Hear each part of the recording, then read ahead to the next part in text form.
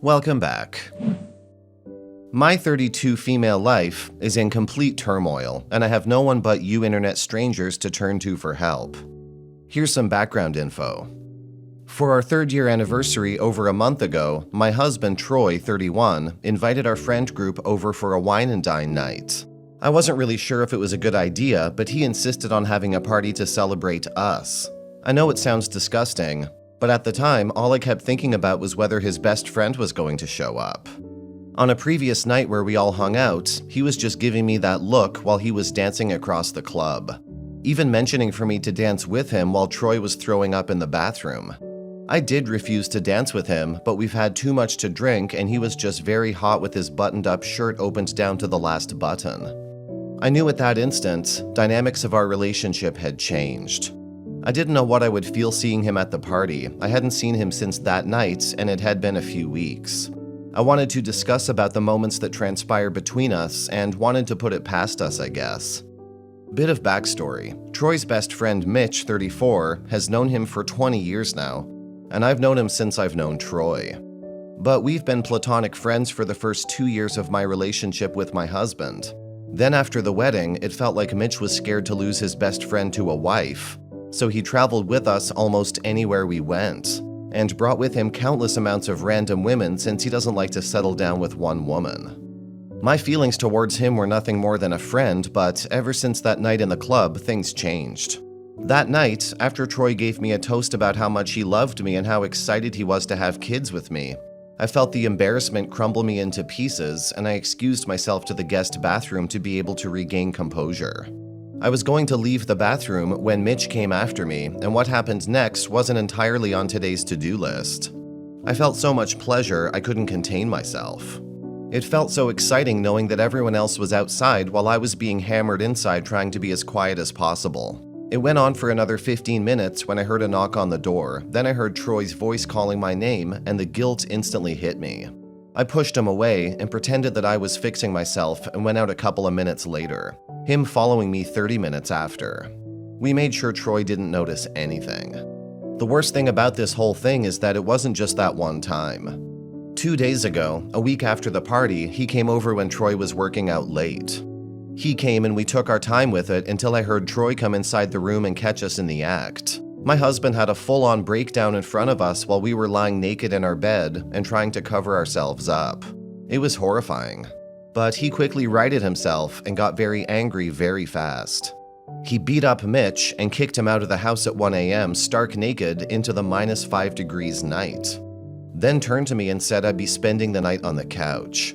He gathered my stuff on the spot, then threw them out to the living room. I didn't have much of a choice and spent a restless 2 days on the couch, only to find him 48 hours later texting me on the phone with a drive link that had a PDF of a plane ticket and a letter. I opened the plane ticket that had my information on it. From New York to Orlando, a week from today. I couldn't believe that I destroyed a relationship that I built for 5 years, 3 being married, just for a 5-minute fling. What should I do? I still have a week to try and make this up for us. I can't live with my grandparents again. I can't disclose this to anybody. That's why I'm turning to you for advice. Please help me out. Edit. I tried to talk to him, but he's locking himself in the room, not going to work, not coming out to eat. It's been 36 hours since I got the plane ticket. I haven't eaten or slept. I haven't even changed my clothes because I don't want to make a mess outside in the living room. I don't know what to do. I knocked on his door the whole night. He's not answering. I can only hear the TV inside playing. Edit 2. He came outside, stood in the living room's doorway. I asked me if he ate anything and I told him I made 2 sandwiches and to eat them. He looked at them like they're gross and maggot-filled goop and walked back in without a word. Update 2. I woke up. It was the day before my plane took off. There were bags of new clothes and an envelope on the coffee table. I opened the bag of new clothes and found the rest of all my belongings, including my miniature collection. I cried my eyes out because it was becoming too real. He hasn't spoken to me and he comes home late. I prepare food for us, but I end up eating alone, and then wake up to the sound of him coming home and going straight to his room. We haven't had a single discussion. It's insane how it's all coming to such an abrupt end. I just wish I could know what's going on in his mind. Is he considering divorce? I hope to God not, because that would be a devastating blow that I would never ever recover from. Update 3.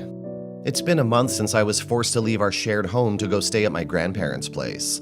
He hasn't spoken to me yet. I texted him over 500 times most probably. I'm very worried about him. He has blocked me everywhere, but my friend whom he still follows on Instagram says that he posts stories of him hiking with his work friends, which makes me less worried that he's not alive.